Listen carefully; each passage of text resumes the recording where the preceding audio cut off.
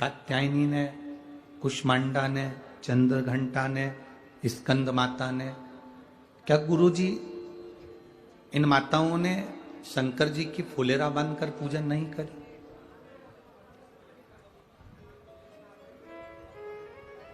शिव जी ने पार्वती को ही फुलेरे का महत्व क्यों समझाया? एक कथा महाराष्ट्र में पहले करी थी, उसमें हमने हरतालिका तीज शिव महापुराण की कथा में वर्णन किया था सभी चीजों का। अब वापिस प्रसंग को तो नहीं ले रहे हैं, पर छोटा सा प्रसंग उस प्रश्न के उत्तर पर। शिवजी ने पार्वती को ही फुलेरे का महत्व क्यों समझाया?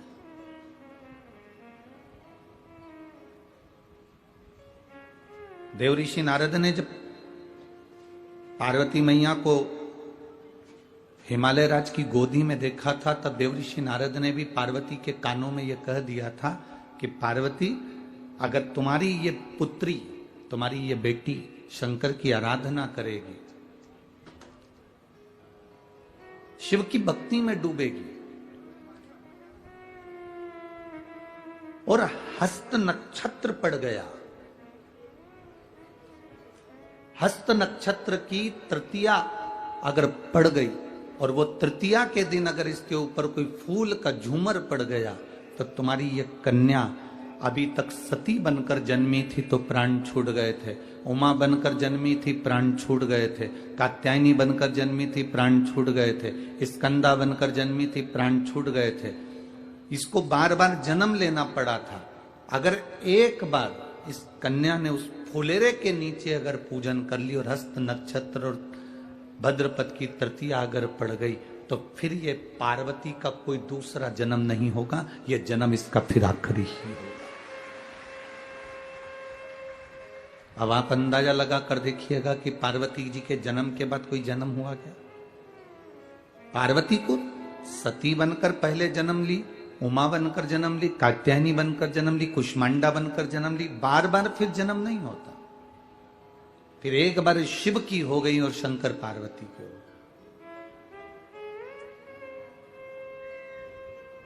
फुलेरे का दर्शन का मतलब क्या है कि आपके जिंदगी के जितने दुख हैं,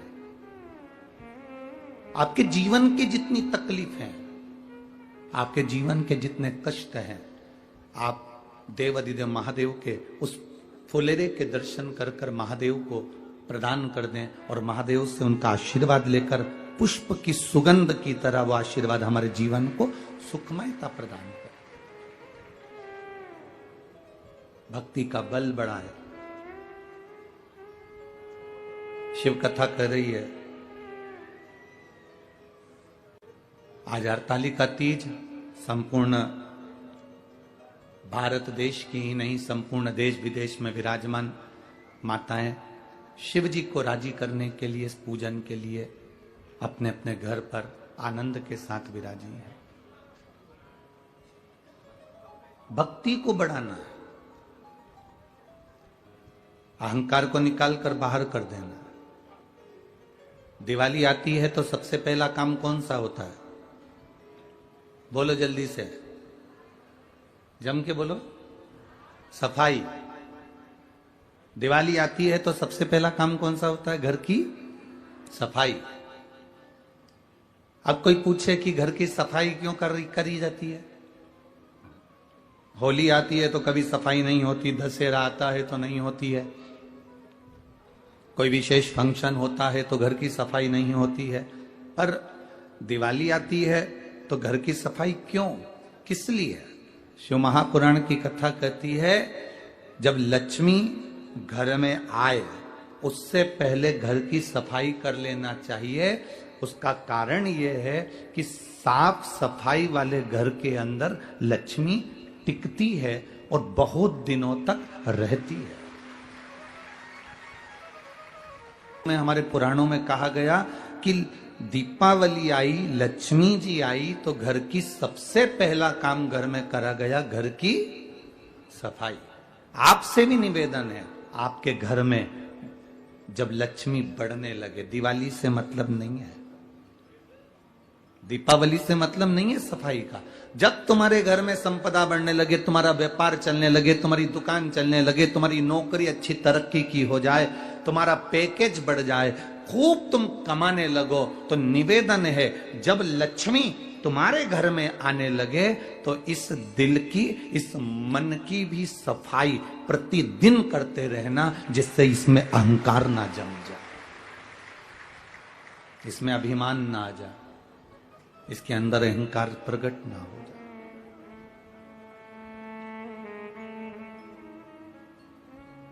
जब आप अपने दिल की सफाई कर कर रखोगे, अभिमत्ता में नहीं फूलोगे, अहंकार में नहीं फूलोगे, अहंकार में अधिक नहीं बढ़ पाओगे, तो ये निश्चित है तुम्हारे यहां लक्ष्मी टिकेगी। जिसका घर साफ हो जाता है, सफाई हो जाती है, उसके यहां लक्ष्मी थोड़ी टिकती है, रुकती है, रहती है। आपके भीतर से अहंकार गया, काम गया, लोभ गया, वासना गई, तृष्णा गई, अहंकार गया, तो लक्ष्मी तुम्हारे घर में टिकेगी। और अगर तुम थोड़े बहुत भी अहंकार में फूल गए, मेरा पैसा, मेरी दौलत, मेरी गाड़ी, मेरा बंगला, मेरा वैभव, मेरी सत्ता, तुम मुझे जानते नहीं हो, तुम मुझे पहचानते नहीं हो, जब तुम अहंकार में फूलने लगोगे तो लक्ष्मी फिर टिकती नहीं, फिर लक्ष्मी चली जाती है, वहां टिकेगी नहीं लक्ष्मी। इसलिए दीपावली के पहले का सबसे पहला काम है सफाई करना। सफाई का मतलब यह नहीं है कि घर की सफाई करना, सफाई का मतलब है अपने दिल की सफाई करना, अपने मन की सफाई करना, इसके अंदर अहंकार ना रह जाए, इसके अंदर काम आसक्ति तृष्णा ना रह जाए।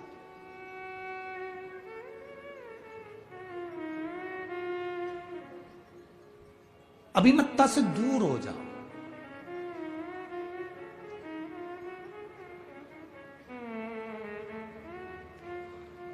शिव महापुराण की एक बात अपनी जिंदगी में बहुत अच्छे से उतार कर रखी है, जो आपके जिंदगी में, आपके भी जीवन में और हमारे भी जीवन में काम आती है। कभी बहुत बड़े विद्वान मत बनना और बहुत बड़े ज्ञानी मत बनना।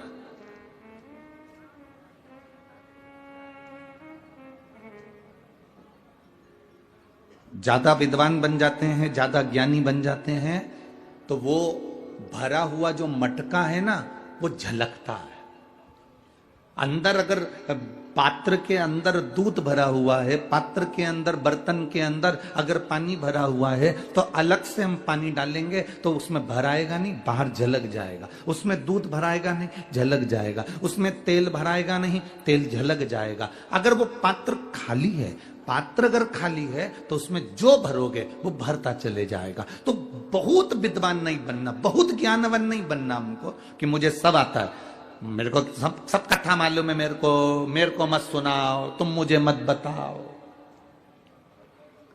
कई बच्चे कह देते हैं, कई बहुएं कह देती हैं अपनी सास से, मम्मी मुझे कुछ बताने की जरूरत नहीं है, मैं कोई तुम्हारे जैसी अनपढ़ नहीं हूं, बहुत पढ़ी लिखी हूं, मुझे बहुत ज्ञान है। कई बार बेटे कह देते हैं, पापा तुम तुम्हारे लेवल से दुकान चलाते होगे, मुझे मेरे लेवल से चलाना है, मैं सुन नहीं सकता, मुझे सब पता है, मुझे सब ज्ञान है। थोड़ा सा पढ़ लेने से, थोड़ा सा विद्या अध्ययन कर लेने से बहुत ज्ञानी मत बनना। निवेदन है, बहुत ज्ञानी नहीं। 4 इंजीनियर एक आड़ा टेढ़ा पाइप, उस आड़े टेढ़े पाइप में 4 इंजीनियर एक तार को डाल रहे थे और वो इंजीनियर से तार अंदर नहीं गया। एक किसान उन इंजीनियर को देखकर दुखी हो गया। उसने कहा, तुम्हें देख रहा हूं 4 दिन से तुम तार को उसके अंदर डाल रहे हो, आड़ा टेढ़ा पाइप है, इसमें जा नहीं रहा, मैं डाल सकता हूं। चारों इंजीनियरों ने विचार करा, बताओ कैसा मूर्ख है, एक तो किसान, गांव में रहने वाला, अकल तेरे में नहीं, हम 4 बड़े बड़े इंजीनियर, हमारी विद्वत्ता को तू क्या जानेगा, क्या तू इस तार को अंदर डाल सकता है? हाँ डाल दूंगा। एक इंजीनियर का दे दो इसको। उसने कहा, अब भी आया, घर गया, घर के मकान में से एक चूहे को पकड़ लाया, चूहे की पूंछ में तार को बांध दिया, चूहे को अंदर छोड़ दिया, तार बाहर निकल गया, तार बाहर निकल गया। कभी कभी बहुत विद्वत्ता का अभिमान,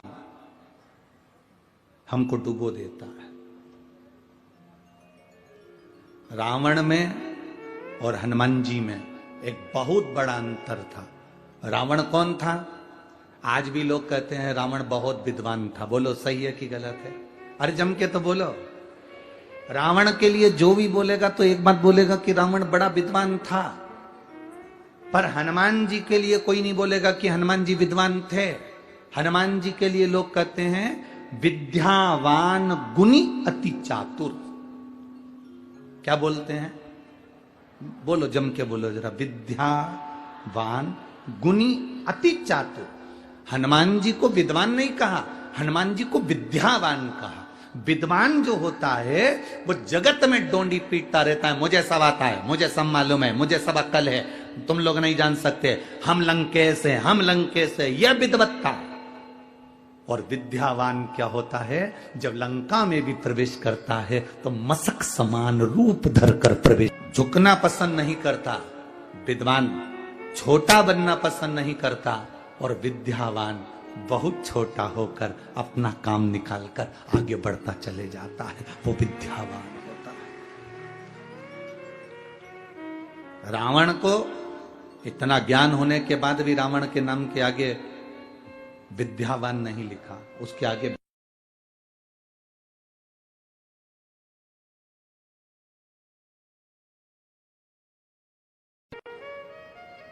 पर विद्यावान संबोधन से संबोधित नहीं किया उसको।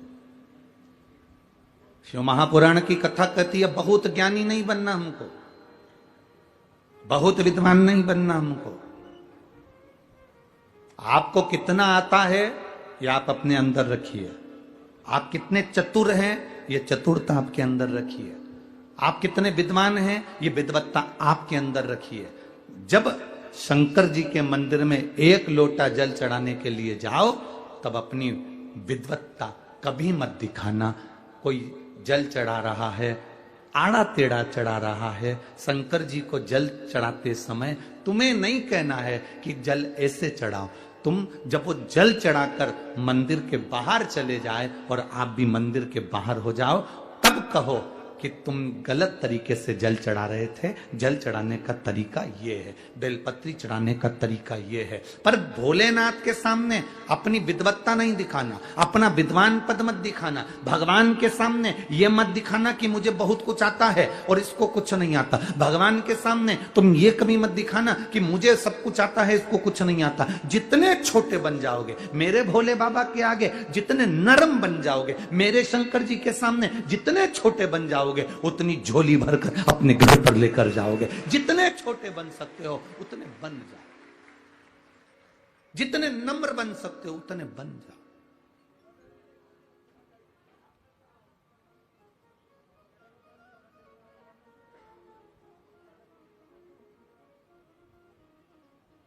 वो ब्राह्मण की बेटी,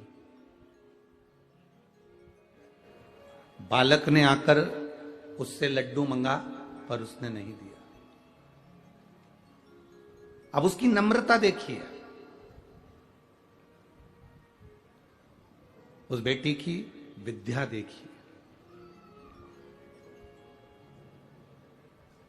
मैं तुमको लड्डू नहीं दूंगी। क्यों नहीं दोगी? क्योंकि तुम गणेश नहीं हो।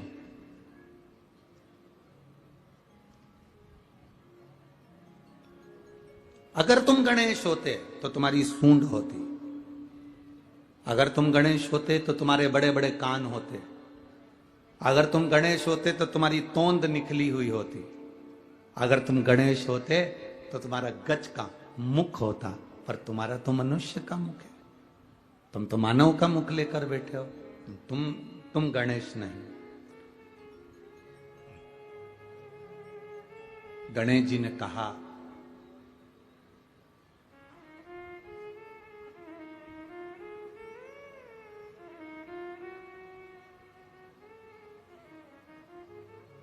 मैं तुझे क्या सबूत दूं कि मैं गणेश हूं?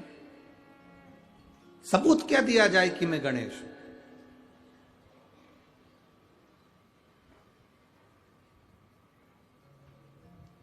यह अनभिज्ञता है हमारी। एक छोटा सा लड़का पापा की शादी की एल्बम देख रहा था। किसकी शादी की? जम के बोलो जरा। पापा की शादी की एल्बम देख रहा है। और पापा की शादी की एल्बम देखते देखते देखते देखते एल्बम जब वो देखना प्रारंभ करा, देखता गया, पर वो एल्बम को देखते देखते देखते देखते आखिरी में खूब जोर जोर से रोने लगा। तो मम्मी ने पूछा, क्यों रो रहा है? इसमें मेरा फोटो नहीं है।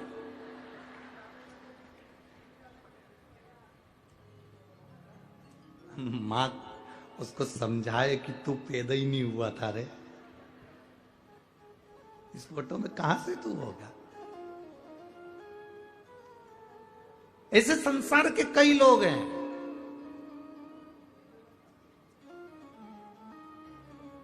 जो रामायण पढ़ते हैं पर रामायण पर विश्वास नहीं करते, महाभारत पढ़ते हैं पर महाभारत पर विश्वास नहीं करते, शिव पुराण सुनते हैं पर शिव पुराण पर विश्वास नहीं करते। जो शंकर पर, राम पर, कृष्ण पर, हमारे वेदों पर, हमारी पुराणों पर, हमारी शास्त्रों पर जो विश्वास नहीं करता, समझ लेना कि वो पापा की एल्बम देखकर जिद कर रहा है, मैं कहां हूं इसमें। उसको ये नहीं मालूम कि क्या शास्त्र, क्या वेद, क्या पुराण।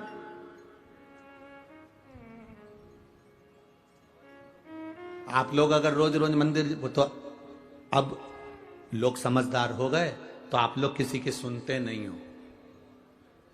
नहीं तो पहले जब शुरू में आपने शिव महापुराण की कथा सुनना चालू करी होगी और मंदिर जाना चालू करा होगा, तो बहुत सारे लोग तुमको अकल देने वाले मिले होंगे। क्यों जाती हो, क्यों चक्कर में पड़ी हो बस सियोर वाला महाराज के, क्यों मंदिर जाती हो, क्या होगा बेलपत्र चढ़ाने से, क्या होगा फुलेरे का दर्शन करने से, क्या होगा धतूरा चढ़ाने से, क्या होगा वृक्ष की पत्ती शिव का श्रृंगार करने से। पहले लोग कहेंगे तुमको।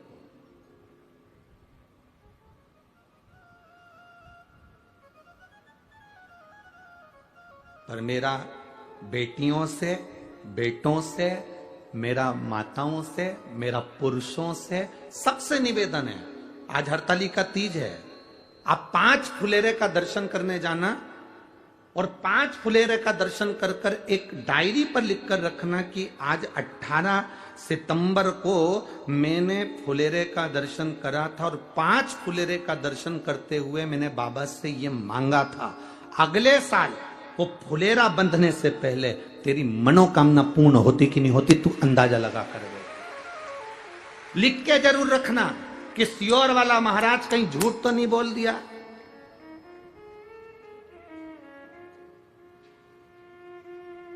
मैंने जो मांगा था वो दिया कि नहीं दिया। एक बेटी ने एक पत्र लिखा, मेरा नाम अनीता खुटेटा, पत्नी श्री ओम प्रकाश खुटेटा है, मैं राहटनी पुणे की रहने वाली हूं, पुणे की रहने वाली हूं।